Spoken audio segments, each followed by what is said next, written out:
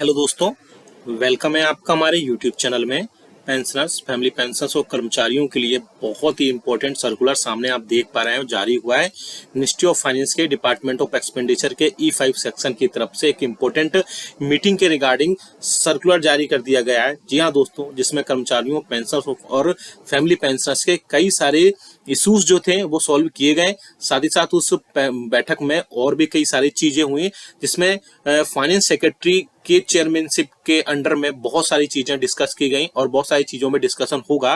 क्या क्या डिस्कशन होगा, ये सारी चीजें हम डिटेल में जानेंगे। साथ ही साथ उस बैठक में कौन कौन प्रेजेंट होने वाला है, ये भी हम जानने वाले हैं। ये इंपॉर्टेंट सर्कुलर आप सभी के लिए सामने आप स्क्रीन पर भी देख पा रहे हैं। बहुत इंपॉर्टेंट ये सर्कुलर है। पूरे वीडियो को हम डिटेल में देखेंगे। वीडियो थोड़ा लॉन्ग हो सकता है, लेकिन आपके लिए वीडियो बहुत ही ज्यादा इंपॉर्टेंट होगा। आपकी जो भी रिक्वेस्ट है, आपकी जो भी डिमांड्स है, उसके रिगार्डिंग में, इसलिए इस वीडियो को पूरा लास्ट तक देखिएगा। और अगर चैनल पर पहली बार आए तो चैनल को फ्री में सब्सक्राइब जरूर करिएगा। सब्सक्राइब के ब्लैक बटन को प्रेस करके, साथ ही साथ उसके बाद में बेल आइकन को प्रेस करना, यानी कि घंटे के निशान को प्रेस करना बिल्कुल मत भूलिएगा।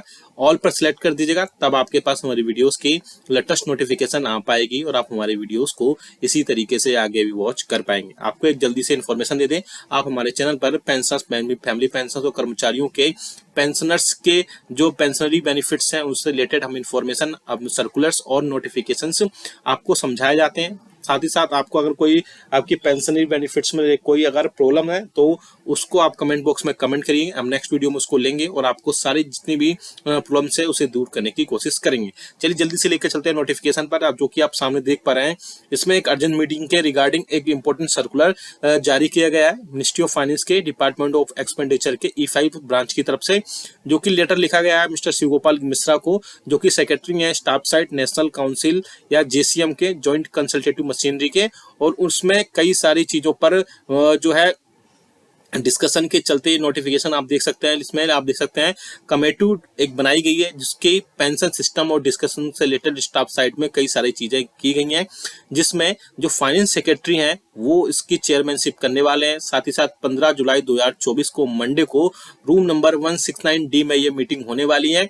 और इसके अलावा और भी कई सारे इसमें जो रिप्रेजेंटेटिव्स हैं स्टाफ साइड के, नेशनल काउंसिल के, वो भी इसमें भाग लेंगे। साथ ही साथ कई चीजों पर इसमें डिस्कशन हो सकता है।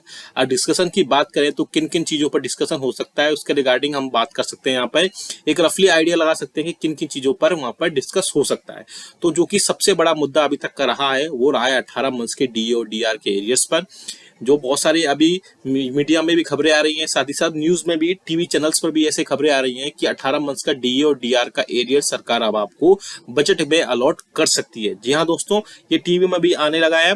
लेकिन 18 मंथ्स के DA और DR के रिगार्डिंग गवर्नमेंट जो है पहले ही पिक्चर सारी क्लियर कर चुकी है कि 18 मंथ्स का DA और DR का एरियर्स आपको नहीं दिया जा सकता है।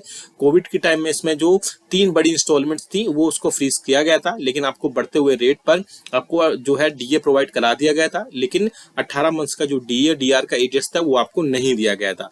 तो उसके बाद में जो 18 मंथ्स के DA और DR का जो एरियर्स है, यूनियंस, फेडरेशंस और एसोसिएशंस जो हैं वो सरकार से इसके रिगार्डिंग बातचीत कर रहे थे। उन्होंने सरकार से बोला था कि गवर्नमेंट को जो नेगोशिएशंस या सेटलमेंट की सिचुएशन में आना चाहिए, जिससे पेंशनर्स की या कर्मचारियों की जो 18 मंथ्स का DA और DR का जो एरियर्स है वो उनको अगर गवर्नमेंट एक बार में पे नहीं कर सकती है तो 3 से 4 अलग अलग इंस्टॉलमेंट्स में भी पे कर सकती है, और उसके बाद में ये सारी चीजें हो सकती हैं। लेकिन 18 मंथ्स DA और DR का जो इशू है फिर से तेज पकड़ता हुआ दिखाई दे रहा है। अब आगे आने वाले दिनों में बहुत सारी चीजें क्लियर हो पाएंगी कि इस मीटिंग में क्या क्या चीजें डिस्कस हुई हैं। इसके जब मिनट्स आ जाएंगे उसमें क्या क्या चीजें डिस्कस होंगी, साथ ही साथ किन चीजों पर सहमति और एग्री और डिसएग्री चीजें हो पाएंगी। अब बात करते हैं दूसरी बड़ी खबर की, जो है इस मीटिंग में डिस्कस हो सकती है एडिशनल पेंशन। एडिशनल पेंशन पर भी कई सारी चीजें पर अभी तक चल रही हैं, जिसमें 5 साल के ब्लॉक में 5-5% की बात की जा रही थी। साथ ही साथ ये भी बोला गया था यूनियंस की तरफ से कि 1-1% की हर साल 1% की एटलीस्ट बढ़ोतरी की जाए। जैसे कि सर्विंग एम्प्लॉइज की बेसिक में 3% की बढ़ोतरी होती है, तो जो पेंशनर्स और फैमिली पेंशनर्स हैं उनकी बेसिक पेंशन में 1% की वृद्धि की जाए। हालांकि एडिशनल पेंशन का जो मोस्टली जो चांसेस हैं उसमें 5, 10 और 15% की बढ़ोतरी हो सकती है।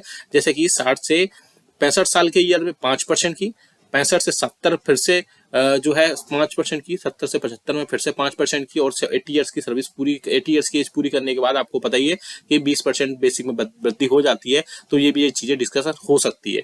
साथ ही साथ एक बड़ा मुद्दा हो सकता है 8वें वेतन आयोग को लेकर के। जी हाँ दोस्तों, अब आपको पता है कि 7th पे कमीशन का गठन जो है नजदीक है, 2026 में होने वाला है, लेकिन उसके पहले एक बड़ी कमेटी बनाई जा सकती है जो 8वें वेतन आयोग के रिकमेंडेशंस गवर्नमेंट को देगी, और वहां से जो रिकमेंडेशंस पास होंगे वो 8वें वेतन आयोग में लिए जा सकते हैं। सबसे बड़ा इशू होगा इसमें फिटमेंट फैक्टर का।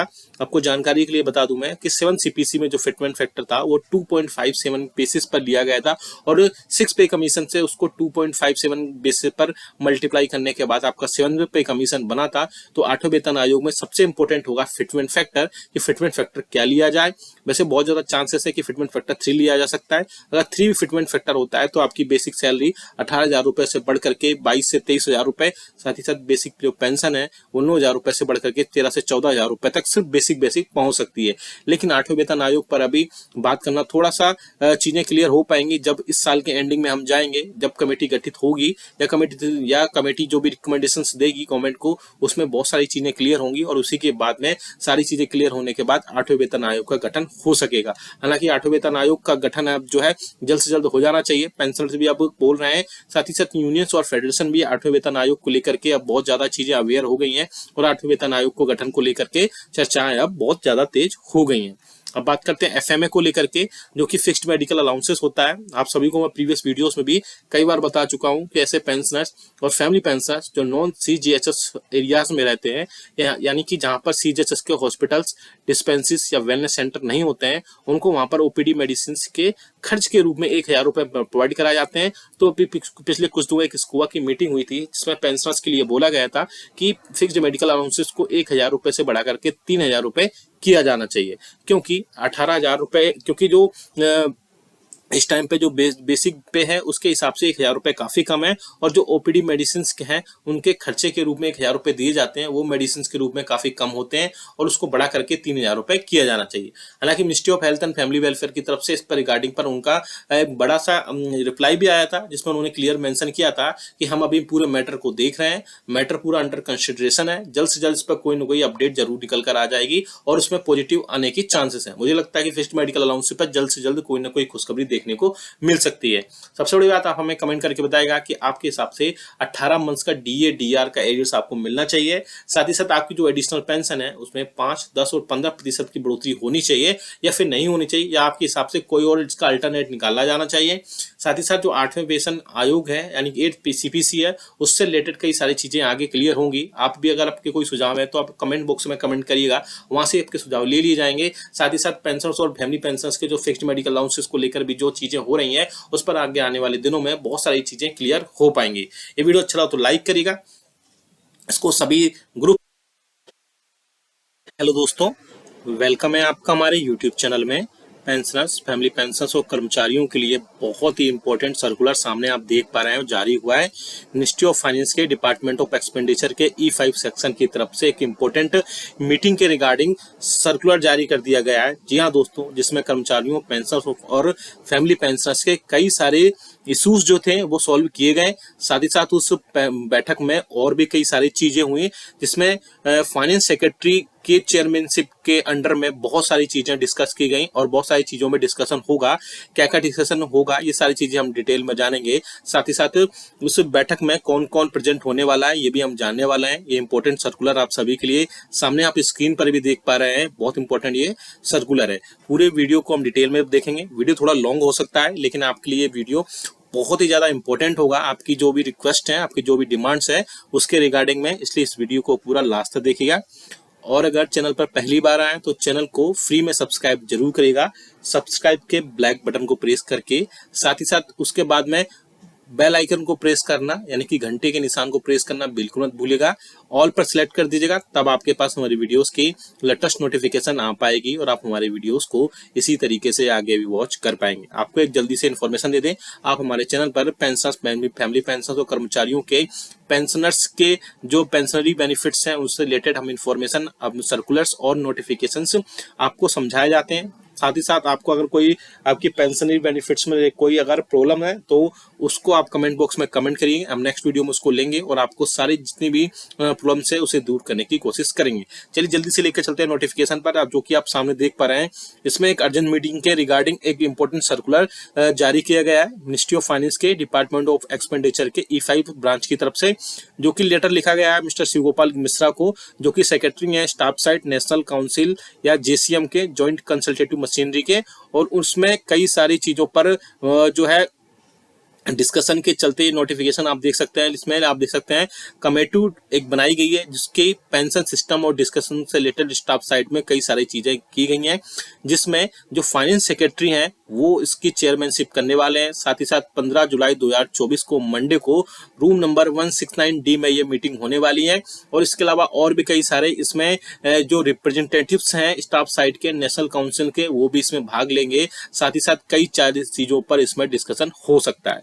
अब डिस्कशन की बात करें तो किन किन चीजों पर डिस्कशन हो सकता है उसके रिगार्डिंग हम बात कर सकते हैं। यहाँ पर एक रफली आइडिया लगा सकते हैं कि किन किन चीजों पर वहां पर डिस्कस हो सकता है। तो जो कि सबसे बड़ा मुद्दा अभी तक का रहा है वो रहा है 18 मंथ्स के DA और DR के एरियर्स पर, जो बहुत सारी अभी मीडिया में भी खबरें आ रही हैं, साथ ही साथ न्यूज में भी टीवी चैनल्स पर भी ऐसे खबरें आ रही हैं कि 18 मंथ्स का DA और DR का एरियर सरकार अब आपको बजट में अलॉट कर सकती है। जी हाँ दोस्तों, ये टीवी में भी आने लगा है, लेकिन 18 मंथ्स के DA और DR के रिगार्डिंग गवर्नमेंट जो है पहले ही पिक्चर सारी क्लियर कर चुकी है कि 18 मंथ्स का DA और DR का एरियर्स आपको नहीं दिया जा सकता है। कोविड के टाइम में इसमें जो 3 बड़ी इंस्टॉलमेंट्स थी वो उसको फ्रीज किया गया था, लेकिन आपको बढ़ते हुए रेट पर आपको जो है DA प्रोवाइड करा दिया गया था, लेकिन 18 मंथ्स का जो DA DR का एरियर्स था वो आपको नहीं दिया गया था। तो उसके बाद में जो 18 मंथ्स के DA और DR का जो एरियर्स है, यूनियंस, फेडरेशंस और एसोसिएशंस जो हैं वो सरकार से इसके रिगार्डिंग बातचीत कर रहे थे। उन्होंने सरकार से बोला था कि गवर्नमेंट को जो नेगोशिएशंस या सेटलमेंट की सिचुएशन में आना चाहिए, जिससे पेंशनर्स की या कर्मचारियों की जो 18 मंथ्स का DA और DR का जो एरियर्स है वो उनको अगर गवर्नमेंट एक बार में पे नहीं कर सकती है तो 3 से 4 अलग अलग इंस्टॉलमेंट्स में भी पे कर सकती है और उसके बाद में ये सारी चीजें हो सकती हैं। लेकिन 18 मंथ्स DA और DR का जो इशू है फिर से तेज पकड़ता हुआ दिखाई दे रहा है। अब आगे आने वाले दिनों में बहुत सारी चीजें क्लियर हो पाएंगी कि इस मीटिंग में क्या क्या चीजें डिस्कस हुई हैं, इसके जब मिनट्स आ जाएंगे उसमें क्या क्या चीजें डिस्कस होंगी, साथ ही साथ किन चीजों पर सहमति और एग्री और डिसएग्री चीजें हो पाएंगी। अब बात करते हैं दूसरी बड़ी खबर की, जो है इस मीटिंग में डिस्कस हो सकती है एडिशनल पेंशन। एडिशनल पेंशन पर भी कई सारी चीजें पर अभी तक चल रही हैं, जिसमें 5 साल के ब्लॉक में 5-5% की बात की जा रही थी। साथ ही साथ ये भी बोला गया था यूनियंस की तरफ से कि 1-1% की हर साल 1% की एटलीस्ट बढ़ोतरी की जाए। जैसे कि सर्विंग एम्प्लॉइज की बेसिक में 3% की बढ़ोतरी होती है, तो जो पेंशनर्स और फैमिली पेंशनर्स हैं उनकी बेसिक पेंशन में 1% की वृद्धि की जाए। हालांकि एडिशनल पेंशन का जो मोस्टली जो चांसेस हैं उसमें 5, 10 और 15% की बढ़ोतरी हो सकती है। जैसे कि 60 से 65 साल के ईयर में 5% की, 65 से 70 फिर से जो है 5% की, 70 से 75 में फिर से 5% की, और 80 ईयर्स की सर्विस पूरी 80 ईयर्स की एज पूरी करने के बाद आपको पता ही है कि 20% बेसिक में वृद्धि हो जाती है। तो ये भी ये चीजें डिस्कशन हो सकती है। साथ ही साथ एक बड़ा मुद्दा हो सकता है 8वें वेतन आयोग को लेकर के। जी हाँ दोस्तों, अब आपको पता है कि 7th पे कमीशन का गठन जो है नजदीक है, 2026 में होने वाला है, लेकिन उसके पहले एक बड़ी कमेटी बनाई जा सकती है जो 8वें वेतन आयोग के रिकमेंडेशंस गवर्नमेंट को देगी, और वहां से जो रिकमेंडेशंस पास होंगे वो 8वें वेतन आयोग में लिए जा सकते हैं। सबसे बड़ा इशू होगा इसमें फिटमेंट फैक्टर का। आपको जानकारी के लिए बता दूं मैं कि 7 CPC में जो फिटमेंट फैक्टर था वो 2.57 बेसिस पर लिया गया था, और 6 पे कमीशन से उसको 2.57 बेसिस पर मल्टीप्लाई करने के बाद आपका 7 पे कमीशन बना था। तो 8वें वेतन आयोग में सबसे इंपॉर्टेंट होगा फिटमेंट फैक्टर, कि फिटमेंट फैक्टर क्या लिया जाए। वैसे बहुत ज्यादा चांसेस है कि फिटमेंट फैक्टर 3 लिया जा सकता है। अगर 3 फिटमेंट फैक्टर होता है तो आपकी बेसिक सैलरी 18,000 रुपए से बढ़ करके 22 से 23,000 रुपए, साथ ही साथ बेसिक जो पेंशन है वो 9,000 रुपए से बढ़ करके 13 से 14,000 रुपए तक सिर्फ बेसिक पहुंच सकती है। लेकिन 8वें वेतन आयोग पर अभी बात करना थोड़ा सा चीजें क्लियर हो पाएंगी जब इस साल के एंडिंग में हम जाएंगे, जब कमेटी गठित होगी या कमेटी जो भी रिकमेंडेशंस देगी गवर्नमेंट को, उसमें बहुत सारी चीजें क्लियर होंगी, और उसी के बाद में सारी चीजें क्लियर होने के बाद 8वें वेतन आयोग का गठन हो सकेगा। हालांकि 8वें वेतन आयोग का गठन अब जो है जल्द से जल्द हो जाना चाहिए। पेंशनर्स भी अब बोल रहे हैं, साथ ही साथ यूनियंस और फेडरेशन भी 8वें वेतन आयोग को लेकर के अब बहुत ज्यादा चीजें अवेयर हो गई हैं, और 8वें वेतन आयोग को गठन को लेकर के चर्चाएं अब बहुत ज्यादा तेज हो गई हैं। अब बात करते हैं एफएमए को लेकर के, जो कि फिक्स्ड मेडिकल अलाउंसेस होता है। आप सभी को मैं प्रीवियस वीडियोस में भी कई बार बता चुका हूं कि ऐसे पेंशनर्स और फैमिली पेंशनर्स जो नॉन सीजीएचएस एरियाज में रहते हैं, यानी कि जहां पर सीजीएचएस के हॉस्पिटल्स, डिस्पेंसरीज या वेलनेस सेंटर नहीं होते हैं, उनको वहां पर ओपीडी मेडिसिन के खर्च के रूप में 1000 रुपए प्रोवाइड कराए जाते हैं। तो अभी पिछले कुछ दिनों एक स्कूआ की मीटिंग हुई थी जिसमें पेंशनर्स के लिए बोला गया था कि फिक्स्ड मेडिकल अलाउंसेस को 1000 रुपए से बढ़ा करके 3000 रुपए किया जाना चाहिए, क्योंकि 18,000 रुपए, क्योंकि जो इस टाइम पे जो बेसिक पे है उसके हिसाब से 1000 रुपए काफी कम है, और जो ओपीडी मेडिसिन के हैं उनके खर्चे के रूप में 1000 रुपए दिए जाते हैं, वो मेडिसिन के रूप में काफी कम होते हैं, और उसको बढ़ा करके 3000 रुपए किया जाना चाहिए। हालांकि ministry of health and family welfare की तरफ से इस पर रिगार्डिंग पर उनका एक बड़ा सा रिप्लाई भी आया था, जिसमें उन्होंने क्लियर मेंशन किया था कि हम अभी पूरे मैटर को देख रहे हैं, मैटर पूरा अंडर कंसिडरेशन है, जल्द से जल्द इस पर कोई ना कोई अपडेट जरूर निकल कर आ जाएगी और उसमें पॉजिटिव आने की चांसेस है। मुझे लगता है कि फिक्स्ड मेडिकल अलाउंस पर जल्द से जल्द कोई ना कोई खुशखबरी देखने को मिल सकती है। सबसे बड़ी बात, आप हमें कमेंट करके बताएगा कि आपके हिसाब से 18 मंथ्स का डीए डीआर का एरियर्स आपको मिलना चाहिए। साथ ही साथ आपकी जो एडिशनल पेंशन है उसमें 5, 10 और 15% की बढ़ोतरी होनी चाहिए या फिर नहीं होनी चाहिए, या आपके हिसाब से कोई और इसका अल्टरनेट निकाला जाना चाहिए। साथ ही साथ जो 8वें वेतन आयोग है यानी कि 8 सीपीसी है, उससे रिलेटेड कई सारी चीजें आगे क्लियर होंगी। आप भी अगर आपके कोई सुझाव है तो आप कमेंट बॉक्स में कमेंट करिएगा, वहां से आपके सुझाव ले लिए जाएंगे। साथ ही साथ पेंशनर्स और फैमिली पेंशनर्स के जो फिक्स्ड मेडिकल अलाउंसेस को लेकर भी जो चीजें हो रही हैं उस पर आगे आने वाले दिनों में बहुत सारी चीजें क्लियर हो पाएंगी। ये वीडियो अच्छा लगा तो लाइक करिएगा, इसको सभी ग्रुप